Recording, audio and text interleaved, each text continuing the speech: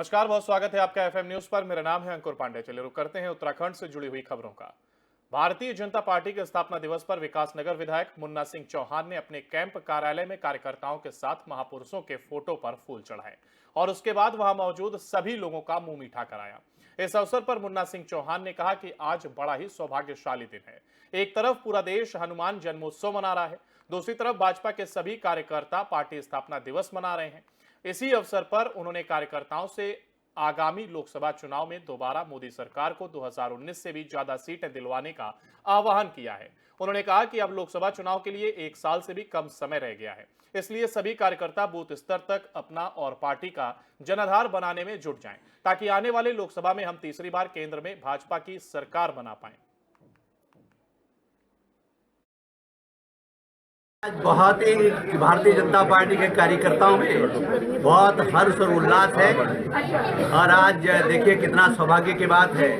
आज हनुमान जी की जयंती भी है और भारतीय जनता पार्टी का स्थापना दिवस भी है। भारतीय जनता पार्टी ने जो शानदार एक जर्नी भारतीय जनता पार्टी की रही है, उसको से भारतीय जनता पार्टी बहुत उत्साहित है।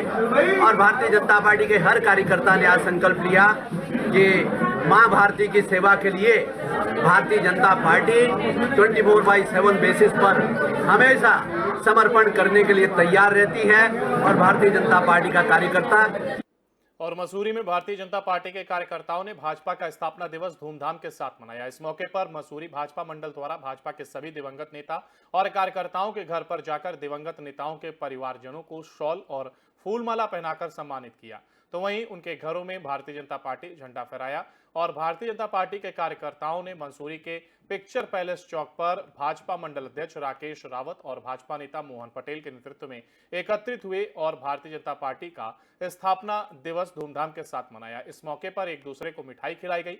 वहीं कार्यकर्ताओं ने भाजपा के पक्ष में जमकर नारेबाजी की। भाजपा मंडल अध्यक्ष राकेश रावत ने कहा कि इस बार मसूरी भाजपा मंडल ने नई पहल करते हुए सभी दिवंगत नेताओं और कार्यकर्ताओं के घरों में जाकर उनके परिवारजनों को सम्मानित किया है और अपने नेता और कार्यकर्ताओं को याद कर श्रद्धांजलि अर्पित की है। उन्होंने कहा कि भारतीय जनता पार्टी इन्हीं दिवंगत नेताओं और कार्यकर्ताओं के कारण ही देश की नंबर 1 पार्टी बनी है और इन सब लोगों ने अपने खून पसीने से भाजपा को सींचने का काम किया है, जिसको लेकर सभी भाजपा के कार्यकर्ता अपने आसपास भाजपा के दिवंगत नेता और कार्यकर्ताओं के घरों में जाकर उनके परिवारों को सम्मान कर श्रद्धांजलि अर्पित कर रहे हैं। तो मैं बहुत बहुत शुभकामनाएं देता हूं आज, क्योंकि 43 वर्ष भारतीय जनता स्थापना दिवस हो गए हैं और जो सोच भारतीय जनता पार्टी के एक छोटे से कार्यकर्ता से लेके और हमारे प्रधानमंत्री तक में कि जो अच्छी सोच के एक प्रत्येक व्यक्ति के जो लाइन पे खड़ा है, एक गरीब व्यक्ति जो वोट की लाइन पे भी खड़ा होता है, लास्ट में भी उसके बारे में सोचना, ये भारतीय जनता पार्टी की सोच है। कि आज भारतीय जनता पार्टी का स्थापना दिवस है और 43 वर्ष पूर्ण होने पर 44वें आज स्थापना दिवस की मैं सबसे पहले तो सभी सम्मानित कार्यकर्ता बंधुओं को जो है शुभकामनाएं देता हूं, बधाई देता हूं। और निश्चित ही भारतीय जनता पार्टी के जो महानुभाव रहे हैं, जो आज हमारे बीच हैं और कुछ जो हमारे बीच नहीं है, उनके खून पसीने और परिश्रम से आज पार्टी जो है एक छोटे से दल से आज जो है विश्व की सबसे बड़ी पार्टी बनकर उभरी है। तो निश्चित ही ये भारतीय जनता पार्टी के जो कार्यकर्ता हैं, उनकी मेहनत और उनका द्वारा जो संघर्ष किया गया। आज भारतीय जनता पार्टी विश्व की सबसे बड़ी पार्टी है। उस पार्टी को वहाँ तक पहुँचने के लिए बहुत सारे लोगों ने बलिदान त्याग दिया है। उसी में जो हमारे पूर्व मंडल अध्यक्ष रहे हैं, पूर्व नॉमिनेटेड सभासद रहे हैं या पूर्व वरिष्ठ कार्यकर्ता रहे हैं, जितने भी भारतीय जनता पार्टी की पूरी टीम को कई भागों में बांटकर उनके परिवार में उनको और 9 अप्रैल को आयोजित होने वाली उत्तराखंड लोक सेवा आयोग की वन आरक्षी परीक्षा की आवश्यक तैयारियों को लेकर आज अपर जिलाधिकारी CS मर्तोलिया की अध्यक्षता में कलेक्ट्रेट सभागार में बैठक आयोजित की गई। इस दौरान अपर जिलाधिकारी ने सभी परीक्षा केंद्रों के लिए नामित सभी सेक्टर मजिस्ट्रेटों को परीक्षा को शांतिपूर्वक संपन्न कराने के आवश्यक दिशा निर्देश दिए। जनपद में इस परीक्षा हेतु 53 परीक्षा केंद्र बनाए गए हैं। यह परीक्षा केंद्र अल्मोड़ा, रानीखेत, सोमेश्वर, द्वारहाट के विभिन्न शिक्षण संस्थानों में बनाए गए हैं। इन सभी परीक्षा केंद्रों में 11,130 परीक्षार्थी पंजीकृत हैं।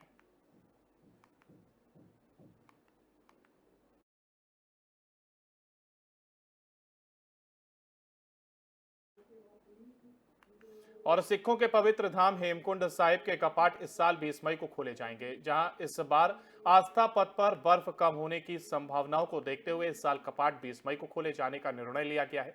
यात्रा को लेकर हेमकुंड साहिब मैनेजमेंट ट्रस्ट तैयारियों में जुट गया है। आज हेमकुंड साहिब में बर्फबारी का जायजा लेने के लिए एक दल जाएगा, जबकि 20 अप्रैल को सेना के जवान आस्था पथ से बर्फ हटाने के लिए घाघरिया रवाना होंगे। गुरुद्वारा श्री हेमकुंड साहिब मैनेजमेंट ट्रस्ट के अध्यक्ष नरेंद्रजीत सिंह बिंद्रा ने बुधवार को मुख्य सचिव डॉक्टर SS संधू से मुलाकात की। वार्ता के बाद निर्णय लिया गया कि प्रदेश सरकार के सहयोग से इस साल की यात्रा 20 मई से शुरू कर दी जाएगी। बताया गया कि हर साल यात्रा से पूर्व आस्था पथ से बर्फ हटाने में भारतीय सेना के जवान सेवा देते हैं। इस साल 20 अप्रैल को सेना के जवान घाघरिया के लिए प्रस्थान करेंगे। बताया कि संगतों की संख्या में बढ़ोतरी को देखते हुए यात्रा के मुख्य पड़ावों पर विश्राम के लिए हॉल और कमरों की व्यवस्था की गई है। यात्रियों के लिए लंगर, पानी और स्वास्थ्य की भी व्यवस्था की जा रही है। इधर गोविंद घाट गुरुद्वारा प्रबंधन के वरिष्ठ प्रबंधक सरदार सेवा सिंह ने बताया कि बृहस्पतिवार को सेना के जवानों का एक दल हेमकुंड साहिब में बर्फबारी का जायजा लेने हेमकुंड साहिब जाएगा।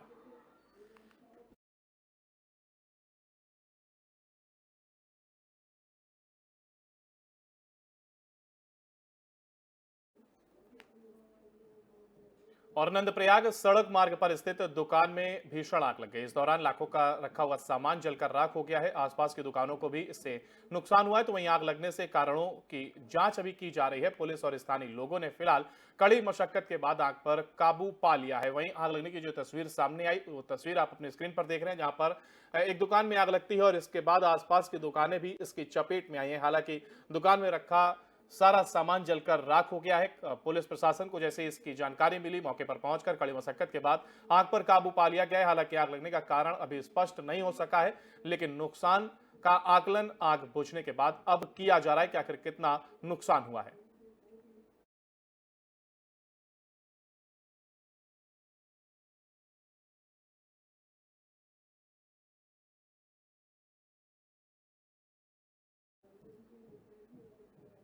और लक्सर में ब्राह्मणवाला गांव के पास पुलिस और बदमाशों के बीच मुठभेड़ हो गई। मुठभेड़ में एक बदमाश के पैर में गोली लगने से वो घायल हो गया है। घायल बदमाश को पुलिस ने पकड़ लिया है और इलाज के लिए अस्पताल गया है। बताया जा रहा है कि गोवर्धनपुर चौकी प्रभारी नवीन चौहान अपनी टीम के साथ चेकिंग कर रहे थे, तभी बाइक सवार दो युवक पुलिस को देखकर भागने लगे। शक होने पर पुलिसकर्मियों ने बदमाशों के पीछा किया और इस बीच एक युवक ने पुलिसकर्मियों पर फायर झोंक दिया और खेतों में जाकर छिप गया। पुलिस ने भी जवाबी फायरिंग की, जिसमें एक बदमाश के पैर में गोली लग गई और जिसके बाद से अस्पताल में बदमाश का इलाज चल रहा है।